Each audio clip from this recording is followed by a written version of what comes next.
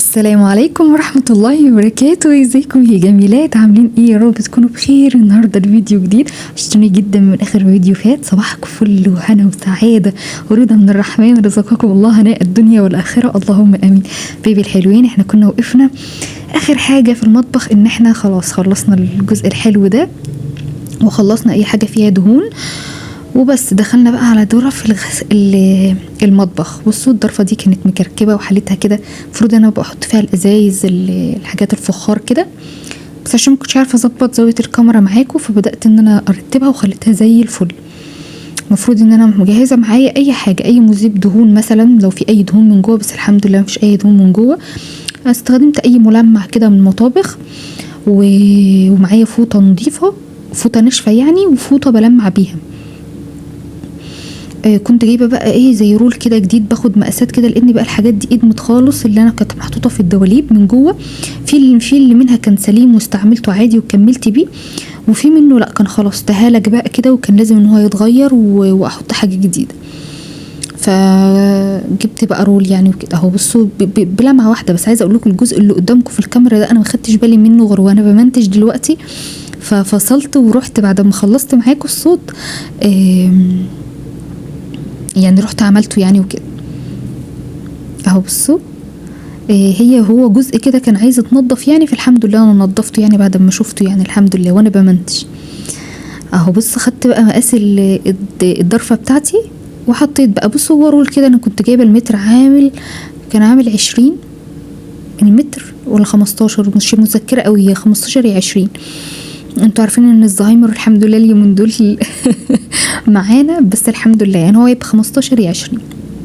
عايزه اقول لكم المنظمات دي جميله قوي يا بنات وعمليه قوي، اللي هي بتاعه الاطباق. شفتوها اللي انا حاطه فيها الاطباق اللي هي بولات الشوربه يعني، انا جايبه منهم 2 بصراحه حلوين قوي عمليين قوي. بصوا لمين الضرفه كده ومخلين فيه مساحه كبيره ان انا احط فيها حاجات. الضرفه اللي هي دي بقى فيها كل مستلزمات الحلويات، اللي هي بقى القمع بتاع البسكوت، الكب كيك، الورق الكب كيك، حاجات البيتي فور، كل حاجه بتخص الحلويات انا حطاها كل حاجه في علبه كده، وعارفه ان دي يعني دي استخدامها ايه. ضرفة بقى بصوا الشاي كل حاجة يعني تخص الباكت انا حطاها هنا يعني. اي حاجة بقى مثلا بن مثلا فايض مش محطوط في العلبة بتاعته، شاي كده، الحاجات كلها تخص المشروبات كلها في الضرفة دي.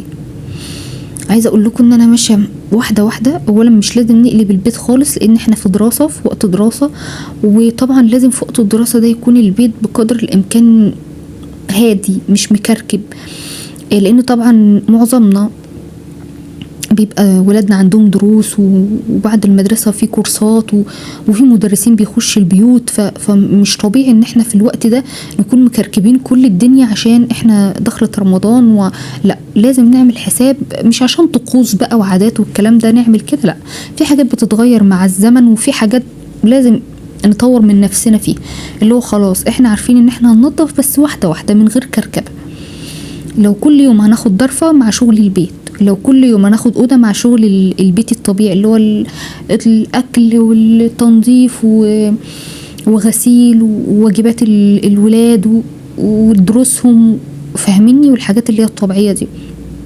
وانا بعمل كده حاليا يعني. انا في اوضه النوم انا شغاله معاكم في المطبخ، وفي اوضه النوم كل يوم باخد درج.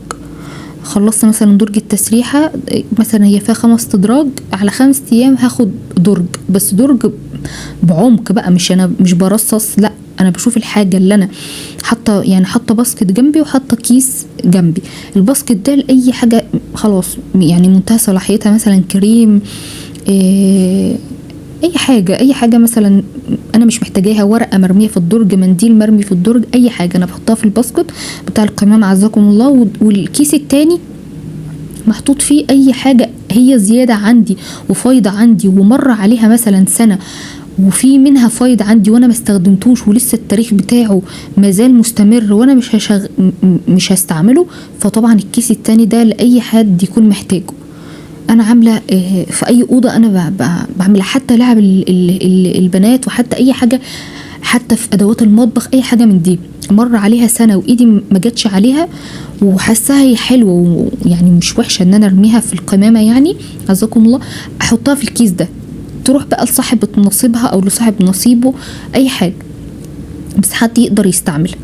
فانا عامله كده يعني. حتى الورق بفلتر الورق، فلترت الورق كله. جبت فايلات مثلا وحطيت مثلا ده فايل الكهرباء، ده فايل الضمانات بتاعه الاجهزه كلها، ده فايل ورق مريم، ده فايل ورق مكه، ده مثلا الفايل فيه الورق بتاعي كده، عشان تبقي مثلا عارفه ان كل حاجه طول ما هي منظمه. والفايلات اصلا بكام يعني؟ في فايل بجنيه وفي فايل ب5 على حسب طبعا مقدره كل حد وعلى حسب انت عايزه تنظمي ازاي. فموضوع الفايلات ده فرق معايا جدا في موضوع الورق، لان انا من الناس اللي بتكره جدا تروح اي مصلحه حكوميه وتكره جدا تدور على اي ورقه. فبجد موضوع الفايلات ده فرق معايا جدا. عايزه اقول لكم ايه تاني؟ في موضوع برضو الهدوم هكذا يعني. شفت اللي بلبسه فعلا يعني خدها قاعده كده، افتحي الدولاب واللي مر عليه السنه، اللي هو مثلا كل ما تطلعي كل موسم تنزليها وتشيليها تاني وانت اصلا ما لبستهاش، اعرفي انك مش هتلبسيها لانك ايدك ما جاتش عليها خالص، وكل مره تطلعيها وتنزليها تاني، فاعرفي انك ايدك خلاص كده انت مش هتستخدميها تاني، فطلعيها لحد فعلا يكون محتاجها وهو اولى بيها يستخدمها هو. فانا ماشيه على الحمد لله على الموضوع ده. اللهم لك الحمد. يعني اولا هتحسي ان في يعني مفيش كركبه حواليكي، الدنيا رايقه حواليكي. ثانيا هيبقى يعني طبعا حد استفاد بيها يدعيلك، تبقى صدقه جاريه مثلا، حاجه كده يعني ضربتيها كده عصفورين بحجر زي ما بيقولوا. لا هتبقى حاجه مفيده جدا، والحمد لله انا ماشيه عليها الحمد لله اليومين دول. اللهم لك الحمد. يعني انا شغاله معاكم كده وانا بتكلم، بس الحمد لله يعني كل الظرف كلها من فوق، اللي هو الظرف كلها من فوق بتاعه المطبخ كلها نزلت واتمسحت وتعقمت وكله تمام واتفرشت على نظافه، وشفت اللي انا عاوزاه منها. يعني من ضمن برضو الحاجات يعني شفت اللي انا بستخدمه وشفت اللي انا مش بستخدمه، بس اهم حاجه الحاجه اللي احنا بنطلعها تكون يعني لا منتهية الصلاحية ولا مثلا فاسدة ولا شكلها وحش، ولا لان طبعا كل حاجة بتطلع لازم يكون احنا بنستخدمها واحنا نفسنا نكون قابلين ان احنا نلبسها. يعني مش تكون حاجة مقطعة تقولي مثلا انا هطلعها، لا خالص، حاجة مقطعة دي خلاص تستغني عنها خالص، يعني ما تديهاش لأي حد نهائي. ساعة تكون بايظة خلاص، يعني هي بايظة هتطلعيها لمين؟ خلاص هي دي هتطلع بره هتترمي. لكن الحاجة اللي فايضة عنك وانتي فعلا عندك كتير جدا ومش بتستعمليه، هو ده اللي تطلعيه، تكون حالة جيدة بحالة جيدة، شكله حلو، مش فيه بقع، مش مكسور. من ضمن مثلا برضو المشروبات، لو عندك مشروبات كتير قوي انت اصلا مش بتشربيها مثلا، تتحط مثلا في عبوه بلاستيك كده لوحدها، وتكوني متاكده ان كل حاجه تاريخ صلاحيتها مش منتهي قبل ما انت تطلعيها. ودي طبعا تتحط بقى مثلا مع هدوم مع حاجات لصاحب نصيبه يعني. الحمد لله هتلاقي كل الحاجات دي معاكي مترتبه وزي الفل. حتى برضو المطبخ هنا انا يعني ما عنديش عفوا انا ما عنديش غير كل اللي بستخدمه بس. يعني انتوا شايفين الحالتين اللي قدامكم دول بتوع ماما، ربنا يا رب يرحمها ويغفر لها، يعني اسالكم الدعاء ليها. يعني اهو بصوا، يعني ما عنديش اي حاجه خالص انا مش بستعملها. الحاجات البلاستيك كلها، حتى البلاستيكات انا يعني كل حاجه انا ما كنتش بستعملها خلاص وحاسه انها فايضه عندي في البلاستيكات، اتخلصت منها. هو بصوا انا سايبه اللي انا هستعمله فقط مش اكتر. بصوا بقى هنا مكة كانت بتستعرض معايا، انا عايزه تستعرض لكم بقى المطبخ وكده بعد ما اخلص، فهي اللي كانت بتفتح لي الظرف وكده. اهو بصوا الدماسه دي انا ما بستعملهاش، انا بستعمل في حله عاديه، بس انا عايزه اعمل فيها الفول بتاع رمضان فسيبتها. حتى بصوا الضرفه دي كانت كلها معجونه على بعضها كده اول ما بدات اشتغل. بصوا حطيت مفارش جديده والظرف كلها اتمسحت من جوه واتغسلت من جوه وتعقمت وبقت زي الفل. هنا بقى الدقيق والرز، وهنا بقى كل الفوط اللي بستخدمها في المطبخ، ووراها المناديل بتاعه المطبخ. وهنا برضو اقياس القمامه عزكم الله. هنا برضو حطيت الطاسات والطقم اللي هو الجرانيت، والحله الخضراء دي برضو بتاعت امي ربنا يرحمها يا رب ويغفر لها. وبس. الحله بقى اللي هي المتبقي من الاستانلس عندي، ما عنديش اصلا غير 3 حلل، ده المتبقي من الطقم بتاع زواجي يعني. هنا بقى الدرج برضو ده انا طلعت كل المعالق وغسلت المنظم، غسلت المنظمين هو الابيض واللي هو الكبير ده.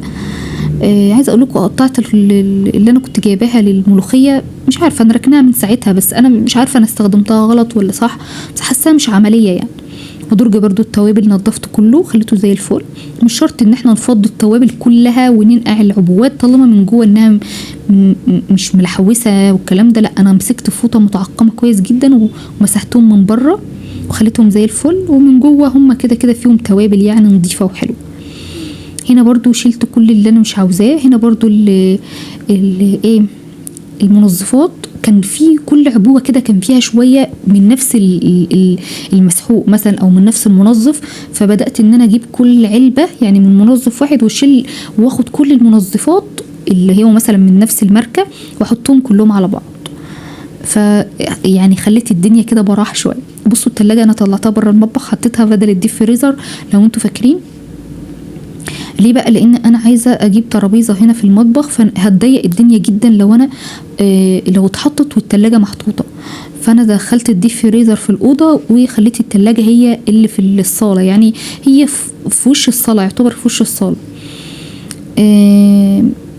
كده كده اصلا يعني عايزه اقول لكم ان انا مفيش حد بيجي لي، فعارفين اللي هو مش يعني انا عن نفسي هي مش مأزمه لي الدنيا، بس في نفس الوقت انا عايزه المطبخ يوسع، لان انا عايزه احط الترابيزه عشان ناكل ونشرب عليها ونمنع شويه من بهدله الصاله لو انتوا فاهميني. لان لو معاكي اطفال واكلك وشربك في الريسبشن وممكن يجيلك ضيف في اي وقت وانت عندك الدنيا كلها مفتوحه على بعض كده، فمش هتعرفي تلمي الدنيا يعني. مهما تكوني منظفه 24 ساعه برضه هيبقى فيه نعكشه كده وفتافيت وحاجات كده.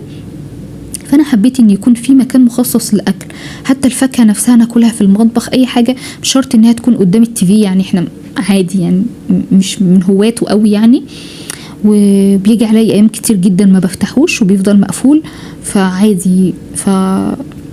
انا حابه الفكره دي، فانا هوريكم النظام في الاخر هيكون شكله عامل ازاي. الميكرويف بقى، بصوا المنظف اللي انا عملته بيه هو انا جايباه من ماي واي، هو بتاع يعني منظف ثلاجات ومنظف ميكرويف. رشيته بس كام رشه كده وبفوطه ناشفه يعني بفوطه مبلوله، وبدات ان انا انضف. مش بسلكه بقى يا جماعه، انا بشوف يعني انا مش بقلل من حد والله، يعني مش بقول رايي في حد بطريقه وحشه، بس انا بشوف فعلا الناس بتغسل بميه وصابون الاجهزه وبميه يعني ميه يعني تقوم جايبه كده ميه بمنظف كده وتغسل الجهاز من جوه من بره. ده اكبر غلط يعني. انت كده مش بتحافظي على الجهاز بتاعك يعيش يعني مده كبيره معاكي. هي نظافه تمام، بس مش للدرجه يعني، لدرجه ان انا كنت بشوف ناس بتغسل ثلاجات بالميه تدلق ميه، وده طلع اكبر غلط. الموتور بيتحرق، في حاجات بتبوظ جوه اهو بقى زي الفل اهو بميه وصابون اهو. ده عشان هو خارج الجهاز انا خدته عملته بميه وصابون وميه جاريه ومفيش مشكله، لكن الجهاز نفسه ما عرضتوش لاي ميه نهائي غير فوطه مبلوله، ورشيت المنظف بتاعي بالراحه وبدات ان انا المع، وبرده بقى زي الفل اهو جميل. مش شرط ان احنا نغسل بميه وصابون الاجهزه بالذات، احنا ممكن نشقلب المطبخ كله بميه وصابون عادي، لكن عند الاجهزه يعني استوب يا جماعه، مش كده. عشان تحافظوا على جوده الجهاز تعيش معاكم لفتره كبيره، وما تبص، لان الاجهزه كلها دلوقتي عاليه جدا جدا، فصعب ان احنا دلوقتي حاجه تبوظ مننا ونقدر نجيب بدلها دلوقتي. انا ده اقتناعي يعني بحاول ان انا كده الديب فريزر اكون حساسه جنبه، التلاجة بتاعتي اكون حساسه، البوتاجاز، الميكرويف، الحاجات دي كلها جت بصعوبه يا جماعه، فلازم نحافظ عليها عشان ما نضطرش ان احنا نجيب دلوقتي والحاجه غاليه. ولكن كلنا ربنا يعيننا طبعا جميعا، وكل واحده وليها اسلوب نظافتها، وكل واحده ليها طريقتها، فربنا يعيننا جميعا يا رب ويقوينا، اللهم امين يا رب. اهو بصوا بقى يعني، بصوا فضيت الجزء ده، كنت عايزاه فاضي كده يعني بحس بتغيير شويه. انا من النوع الملول جدا اللي ما بعرفش اكون عيني ثابته على حاجه معينه في لوقت طويل، لازم اغير كل شويه عشان احس ان انا مرتاحه نفسيا يعني. عايزه اقول لكم ان في يوم انا عملت الظرف، يعني ده الفيديو ده معمول على يومين اتنين، في يوم عملت الظرف كلها من فوق ومن تحت، وده اليوم التاني عشان افنش فيه بقى المطبخ وكده. بمسك كل حاجه بقى عايزه تتلمع.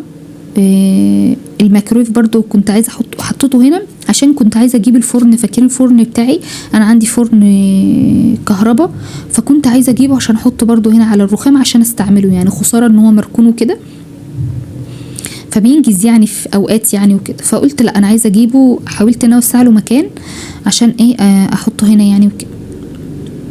وكمان الراديو، عايزه اقول لكم الراديو ده من الحاجات الجميله جدا يعني للناس اصلا اللي بتقضي معظم وقتها في المطبخ. انت ممكن تحطيه في الصاله في اي مكان في الاوضه، لكن انا من الناس اللي بتقضي معظم الوقت في المطبخ، فببقى حاطاه جنبي كده عشان اسمع يعني طول النهار. يعني بتعجني بقى حاجه، بتعملي كيكه، بتعملي الحاجات بتاعت الجميله بتاعت الشتا دي، بتسلي لوحده في نفس الوقت بتكتسبي كل يوم بتسمعي درس حلو في معلومات جميله. وطبعا احنا داخلين بقى على شهر شعبان، ربنا يا رب يبلغنا كده رمضان واحنا في احسن حال، ويرفع عننا الوباء والغلاء اللي احنا فيه ويرخيها علينا جميعا يا رب يا رب، اللهم امين يا رب. مسكت بقى، بصوا انا كنت حاطه شويه فري هنا في مع ميه، شويه ميه على فري وبالفوطه بتاعتي دي، وكل حاجه بصوا بنضفها. يعني حاجه عايزه تنضف خلاص بنضف، مش شرط ان انا ارمي ميه كتير لا، هي كل حاجه بقت زي الفل. وطالما احنا ايدنا في الحاجه مش بنبقى عايزين ميه وصابون كتير، فاهميني؟ هنا بقى انا كنت بقى بسمع لمريم في وقت ما انا شغاله عادي، يعني لازم ان احنا نشوف اللي ورانا يعني اهو. ببدأ اشيل بقى الصابون وكده زي ما انتم شايفين. قولوا لي بقى انتوا بدأتوا عملتوا ايه ونظفتوا ووصلتوا لفين؟ الحمد لله بعد عملة المطبخ دي انا كل يوم محافظة عليها، يعني كل يوم مثلا بمسح الرخامات اللي ايه تاني لو حاجه مثلا وقعت على البوتاجاز بعملها بسرعه. حسيت ان الفرن مثلا وقع فيه حاجه، الكلام ده كله لا بمسحها بسرعه. يبقى احنا عملنا تنظيف عميق، هو لازم نحافظ عليه بقدر الامكان، لان احنا لسه قدامنا شهر او على رمضان ان شاء الله على خير. يعني لازم نحافظ على العمله دي وتفضل المطبخ نظيف والبيت نظيف عشان ايه ما نضيعش كل اللي احنا عملناه. بصوا خلصت الرخامات ودعكتها كلها بالصابون. جبت بقى شويه دوني، دي الحاجه اللي بتخلي الرخامه بتاعتك تبرق، شويه دوني كده اللي احنا معطر الملابس يعني.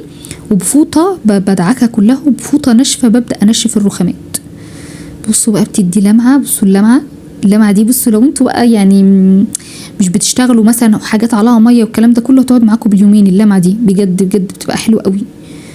او خلصت المطبخ اروح بقى على منطقه الرخامه دي. انا حطيت العجله هنا، بس تاني يوم على فكره شلتها لان حسيتها انها ضخمه وكلت لي المكان بتاع الحوض، فشلتها تاني يعني، دخلتها في اوضه يعني تانية. كنت عايزه احطها على رخامه على الكوانتر، بس بصوا مكه بقى مش بتسيبها في حالها، يعني كل شويه بتبقى عايزه بقى ايه تركب العجله وكده، تقول لي انا عايزه اركب العجله. طبعا انا اديتها لها مره، بس جيت تمشي بيها على السيراميك علمت في السيراميك علامه سمره كده مش راضيه تطلع خالص. فطبعا انا منعت الموضوع خالص وشلتها بعيد عنها خالص. انا نفسي احطها على الكونتر يعني، بس الحكم القوي بقى مش هينفع خالص. كنت بقى هنا بصوا لما تنظمي الوقت كده ما تاخديش بقى المطبخ من الصبح من صباحيه ربنا لحد بالليل. طبعا يعني انا كنت بعمل الموضوع ده مش عايزه اكدب عليكم زمان اول ما تزوجت يعني، وعند مامتي الله يرحمها في بيت ماما، يعني كنت امسك المطبخ يوم كامل ادخل منه مثلا 9 اطلع منه 12. انا ماسكاه طول النهار بقى تنظيف، اكل فيه واشرب فيه عشان بس ايه انضفه. لكن طبعا كل ده يعني لا ما عادش، لا الصحه بقت فيها يعني تقدر على كده، ولا الوقت بقى يسمح بكده. والحمد لله رب العالمين ان احنا بنحاول ان احنا نعمل ونخلي بيوتنا نظيفه. فلا بقيت انظم الموضوع كتير يعني، حتى لو هتعمليه على 4 ايام مش شرط، عادي يعني. لو هتعمليه كل يوم، في ناس بتعمل كل يوم ضرفه، كل يوم درج، عادي ولا يهمنا احنا مع كل جديد. البوكس ده كان عندي على فكره ومش لاقي الغطا بتاعه، يعني مش شاريه جديد ولا حاجه، فجبته وحطيت فيه السمنه البلدي اللي انا بستعملها، وحطيت جنبها الخل والزيت وبس والملح، ويعني برطمان الملح، وهبدأ بقى ادعك الحوض. هو اخر حاجة انا بسيبه، هو اخر حاجة خالص يعني. وخلصت البوتاجاز وخلصت الرخامات وخليته زي الفل يعني، والشبابيك وكل حاجة نظيفة. انا بخلي اخر حاجة الحوض، وبعد كده بمسح الارضية عشان يبقى ايه الدنيا متفنشة كده على نظافة يعني. وكل يوم بقى طبعا يعني لو مثلا غسلتي فراخ، غسلتي سمك، غسلتي اي حاجة من الحاجات اللي هي فيها لحوم والكلام ده، لازم منطقة الحوض بالايه بالمكان اللي انتي بتحطي فيه الليفة، بحنفية الفلتر، بالحنفية نفسها، كل ده يتعقم طبعا بأي حاجة معقمة. عندك شوية كلوركس ألوان، أي شوية صابون بالليفة وانتي واقفة كده، لازم تغسليها على طول قبل ما تحطي ايدك في حاجة تاني، وقبل ما تحطي مواعين في الحوض. لأن الحاجات دي طبعا يا بنات مع الوقت فعلا بتقلب بمشاكل صحية جامدة. يعني العدوى بتاعت مثلا الفراخ ولا السمك ولا الكلام ده، كل الحاجات دي نحافظ عليها واحدة واحدة كده يعني على صحتنا. يعني ربنا يبارك في صحتنا جميعا يا رب، اللهم امين. او بس خليت الحوض زي الفل وبيلمع الحمد لله رب العالمين. بصوا بنشوفه بقى على اساس يعني مفيش معينة تحط فيه، بس برضه يعني لازم نشجع نفسنا برضه. هنا بقى انا كنت خلاص يعني فصلت جدا. انا كنت نفسي جد يعني، هو انا شديت البوتاجاز وشديت غسالة الاطباق، عملت وراهم طبعا. لما طلعت التلاجة عملت الحيطان بتاعت التلاجة ويعني ورا التلاجة، وكل ده بقى زي الفل. بس كان نفسي فعلا ادعك الارض بمقشة كده وشوية كلوركس الوان، بس ما قدرتش خالص بقى يومها. كنت فعلا يعني الوقت ده كان فعلا 11:30 او 12 الا يعني، كان يعني كان صعب عليا بقى ان انا اقدر اكمل يعني. فقلت لا خلاص هجيب بقى شويه اي حاجه كده ريحتها حلوه وجميله وشويه ميه وخلاص، وهذا يعني في يوم تاني كده بقى ممكن اعمله هو للارض بس.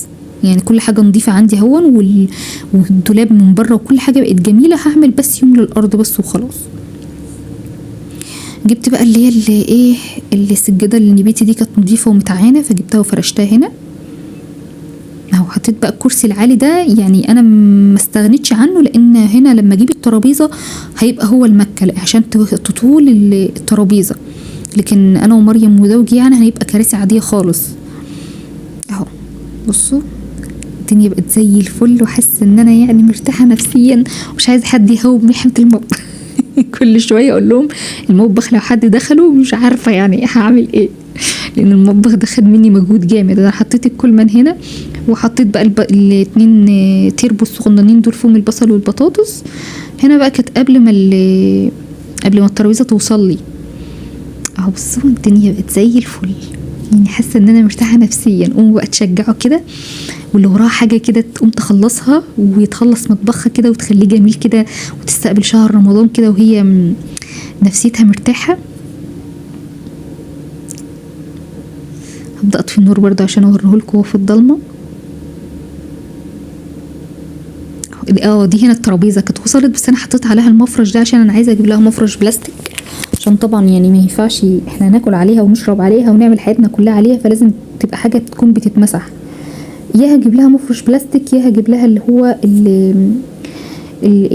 هو بيتحط اللزق ده، يعني اللي هو مش فاكره يا بنات فكروني الاشكال اللي بتتحط اللزق دي اللي بتتلزق على اي حاجه دي، ممكن اجيبها لها. فانا مش عارفه يعني هرسى على ايه.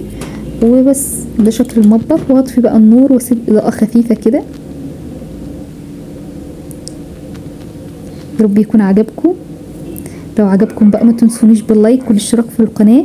انا بحبكم جدا جدا في الله. ربنا يجازيكم كل عني كل خير يا رب، اللهم امين.